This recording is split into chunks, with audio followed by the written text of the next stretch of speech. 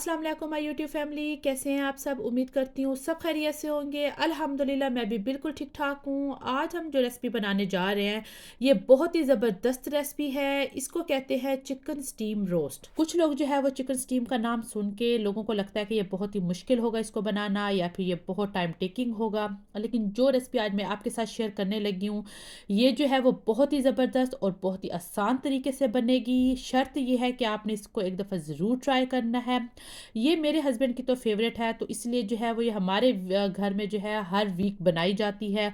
मैंने बहुत से एक्सपेरिमेंट किए और तब जाके जो है वो ये एक बेस्ट रेसिपी जो है वो मुझे मिली है, और अब मैं इसी ही तरीके से जो है वो चिकन स्टीम बनाती हूँ।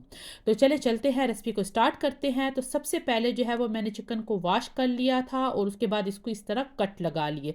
आपने कट जो है वो बहुत डीपली कट लगाने और 5-6 कट ज़रूर लगाने हैं। मैं पहले भी अपनी वीडियोस में बता चुकी हूँ कि मैं चिकन को वॉश करने के बाद नमक और सिरका लगा के रख देती हूँ, इससे चिकन में स्मेल नहीं आती, तो ये भी आपने कर लेना है। उसके बाद यहाँ पे ये येलो कलर है जिसको मैंने थोड़े से पानी में जो है वो मिक्स कर लिया है, और इसके बाद जो है वो इसको आपने इस तरह ब्रश की मदद से सारे जो लेग पीसेस हैं उनको जो है दोनों तरफ इस तरह कोट कर लेना है।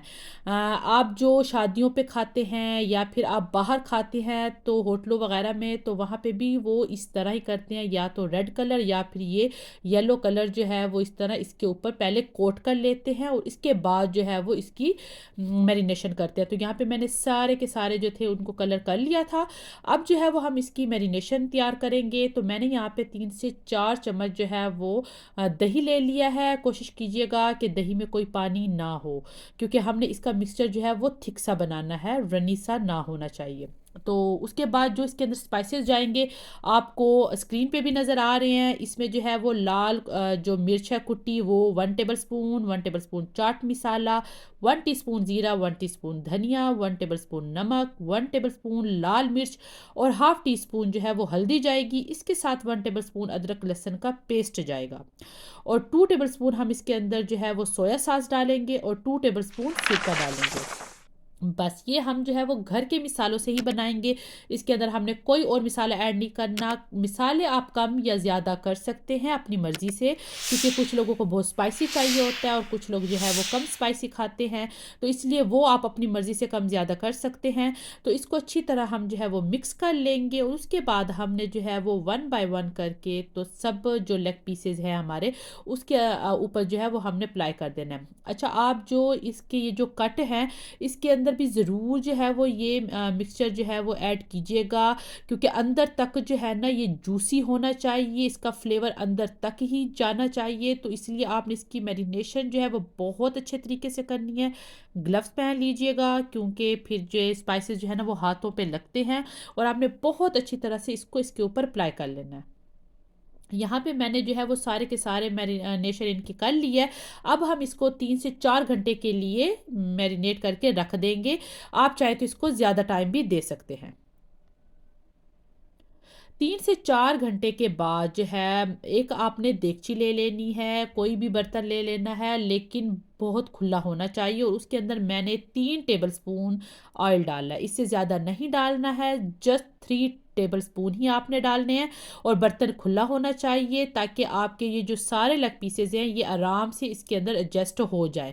आपने जो है अगर आप तो कोई छोटा बर्तन लेंगे तो फिर आपको जो है वो एक दूसरे के ऊपर इनको रखना पड़ेगा, तो उससे जो है क्योंकि ये अपनी स्टीम में पकेंगे और ये इतने पक जाएंगे कि आप इसको हाथ लगाएंगे ना तो ये रेशे रेशे होगा कि ये अपनी स्टीम में इतनी अच्छी तरह से पकेंगे। तो जब आप एक दूसरे के ऊपर रखेंगे तो वो फिर जो है ना कचूमरी बन जाना है, तो इसलिए बर्तन आपने खुला ही लेना है। पहले आपने तवा रख लेना है, उसके ऊपर आपने इस देगचे को रखना है, और आपने इसको कवर करके 10 मिनट के लिए जो है ना आपने हाई फ्लेम पे पकाना है, ताकि ये एक दफ़ा जो है वो हमारा देगचा जो है या बर्तन जो भी है वो एक दफ़ा गर्म हो जाए और पकना शुरू हो जाए।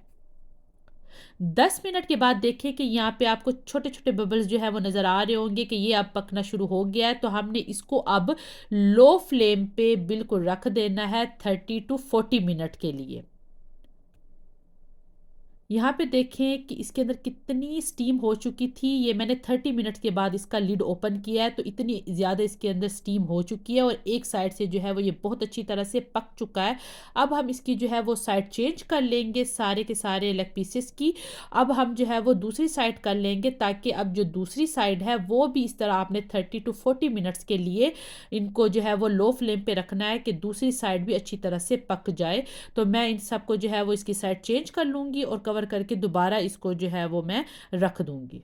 जब तक हमारा चिकन रेडी होता है तो आप जो है वो जल्दी से जाके, जो लोग मेरे चैनल पे नए हैं तो इसको सब्सक्राइब कर दें, ताकि तमाम जो मेरी वीडियोस नई आने वाली हैं वो आप तक पहुंच जाए, और बेल आइकन को प्रेस करना ना भूलिएगा और वीडियो को लाइक करना भी ना भूलिएगा।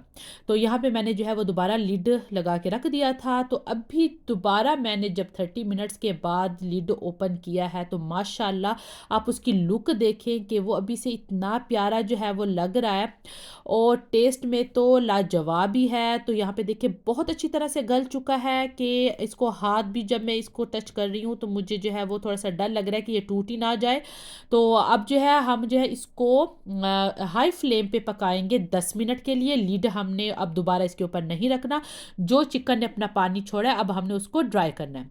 तो उसके बाद 10 मिनट के बाद आपने अब इसकी साइड चेंज कर लेनी है, ताकि दूसरी तरफ से भी जो है ये हाई फ्लेम पे ज़रा पके, ताकि हमारे इसके ऊपर जो है वो अच्छे सा जो है वो कलर आ जाए। यहाँ पे देखें माशाल्लाह पानी भी ड्राई हो चुका है, और चिकन की आप लुक देखें माशाल्लाह माशाल्लाह के ज़बरदस्त।